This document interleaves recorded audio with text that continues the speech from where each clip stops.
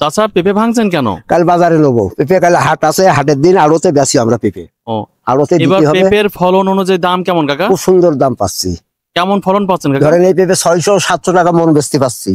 আচ্ছা, তা পেঁপের ফলন এই ভুইটুকি এই 24 শতক জমি 30 মনের উপরে বিক্রি আমার অলরেডি হয়ে গেছে। আচ্ছা, এখন যে পেঁপে আছে 100 মনের উপরে পেঁপে আছে।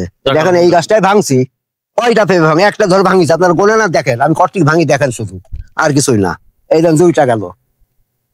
পেঁপে সাইজও দেখবেন বা গুণেও দেখেন, কর্তিক ভাঙতে পারে এই গাছটা থেকে, কর্তিক পেঁপে আসে দেখেন, কর্তিক হইলো। আলহামদুলিল্লাহ। পেঁপের সাইজ দেখলে দর্শক আপনারা অবাক হয়ে যাবেন। এক একটা পেঁপের সাইজ 3 থেকে 4 কেজি পর্যন্ত হয়ে আছে, তাও আছে। দেখেন কতলি ভাঙলাম এই গাছে, দেখেন 10টা পেঁপে হয়েছে, এক গাছে 10টা ভাই, এখন গাছে পুড়িয়েই থাকলো।